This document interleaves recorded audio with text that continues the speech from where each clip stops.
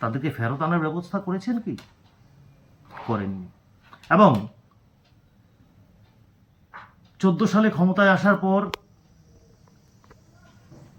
কোনো এক সাংবাদিক বন্ধু বর্তমান স্বরাষ্ট্রমন্ত্রী অমিত শাহ মহাশয়কে জিজ্ঞেস করেছিলেন, তৎকালীন বিজেপির সভাপতি, যে স্যার, নরেন্দ্র মোদীজি প্রধানমন্ত্রী হওয়ার আগে উনি বলেছিলেন, অর্থাৎ বিজেপি দল ঘোষণা দিয়েছিল যে এই সমস্ত প্রতিশ্রুতিগুলি পালন করবে। তখন অমিত শাহজি কি বলেছিলেন আপনাদের মনে আছে? ये तो जुमला है, इलेक्शन के टाइम पे ये कुछ बात कहना पड़ता है लोगों को आकर्षित करने के लिए, ভোট के लिए। তো এই ধরনের জুমলা প্রতিশ্রুতি, হাজারো হাজার শত শত প্রতিশ্রুতি এই দেশের বিজেপি সরকার দিয়েছিল। ত্রিপুরা রাজ্যে 2018 সালের নির্বাচনের আগে আমাদের এই রাজ্যের প্রভারী ছিলেন মাননীয় সুনীল দেওধরজি। উনি বলেছিলেন, বেকারদের মিস কল করুন, চাকরি পাবেন, যে আগে মিস কল দেবে সে আগে চাকরি পাবে। এই রাজ্যের বেকার সমাজ বামফ্রন্ট আমলে অতিষ্ঠ হয়ে প্রচুর মিস কল দিয়েছিল। আমাকে যে মিস কল দিয়ে একটা চাকরি এই ত্রিপুরা রাজ্যে হয়েছে দেখাতে পারবেন আপনি? কেউ পারবেন না। তো আমরা বিভ্রান্ত হয়েছি। রাজ্য সরকার তার প্রতিশ্রুতির খেলাপ করেছেন।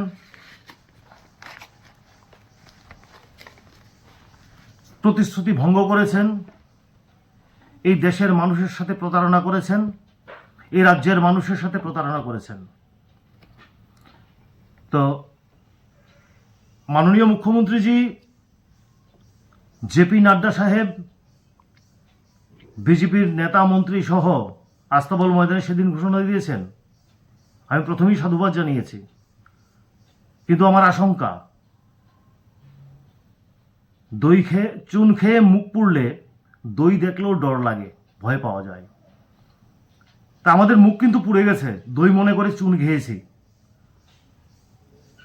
তো এই প্রতিশ্রুতিগুলো যে বাস্তবায়িত হবে তার গ্যারান্টি কি এই রাজ্য সরকার দিতে পারবেন? আমাদের আশঙ্কা আছে মনে। আরেকটা জিনিস,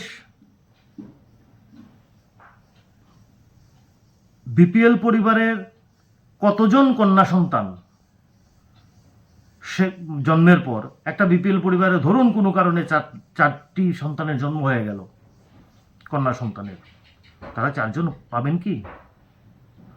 4 জন কন্যা সন্তান পাবেন কি? সেটার কোনো ক্লিয়ারিটি নেই। এই বিপিএল পরিবারের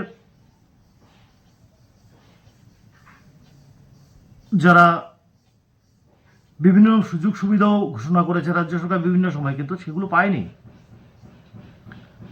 এরপরে যেটা মুখ্যমন্ত্রী কন্যা আত্মনির্ভর যোজনা, এটা ক্লিয়ার হয়নি রাজ্যবাসীর কাছে, আমাদের কাছেও। জানি না আপনাদের কাছে সেটা ক্লিয়ার হয়েছে কিনা, বা বিজেপি বন্ধুদের কাছে সেটা ক্লিয়ার হয়েছে কিনা। বোর্ড পাশ করার পর, বোর্ড উত্তীর্ণ হওয়ার পর মেয়েদেরকে, ছাত্রীদেরকে স্কুটি দেওয়া হবে। আমরা জানি মাধ্যমিক পাশ করে একটা ছাত্র বা ছাত্রী, তার বয়স তখন 16 হয় বা 16 ক্রস করে, 16+। তো 16 বছর বয়সে স্কুটি চালাবে বা স্কুটি পাবে, তাকে ড্রাইভিং লাইসেন্সটা কে দেবে?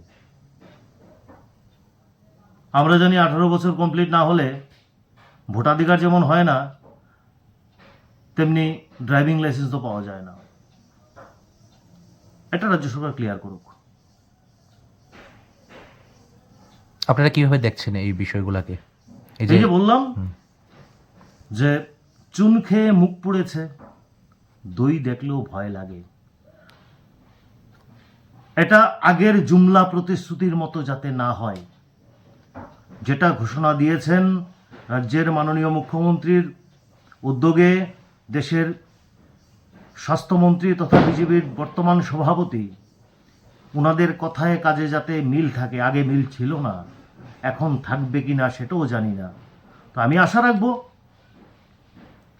যে এই দুইটি প্রতিশ্রুতি জুমলা যাতে না হয়, এটাই আমার বক্তব্য। আপনাদের মাধ্যমে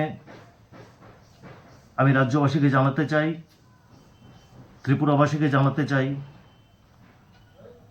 যে সরকার, বিজেপি সরকার বেকারদের স্বার্থ নিয়ে ছিনিমিনি খেলে চলেছে। রাজ্যের বেকারদের ভবিষ্যৎ অন্ধকারের দিকে, আগামী প্রজন্ম ধ্বংসের মুখে, রোজগার নেই। বলেছিলেন নেশামুক্ত ত্রিপুরা গড়বেন, সবাই হাততালি দিয়েছিলাম, সাধুবাদ জানিয়েছিলাম, ধন্যবাদ জানিয়েছিলাম। কিন্তু আজকে সারা রাজ্যের অলিতে গলিতে নেশায় কারবারে ভরে গেছে, নেশাযুক্ত ত্রিপুরা হয়ে গেছে।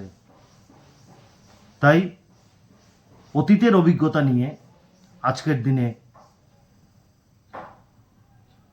বিজেপি দলের প্রতিশ্রুতি বা তাদের যে গৃহীত নীতি, সেটা বাস্তবায়িত করার ক্ষেত্রে আমি কোনো রকম আগ্রহ দেখছি না, আমরা দেখছি না।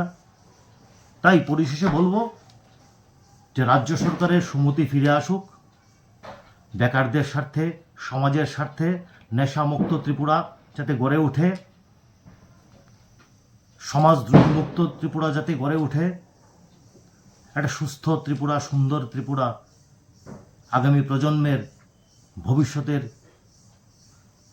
বাস্তবায়ন করে সুনির্দিষ্ট কর্মসংস্থানে যাতে ব্যবস্থা করা হয়, এই আশাটুকু রেখে আমি আপনাদেরকে আবারও ধন্যবাদ জানাচ্ছি, অভিনন্দন থ্যাংক ইউ। জানাচ্ছি।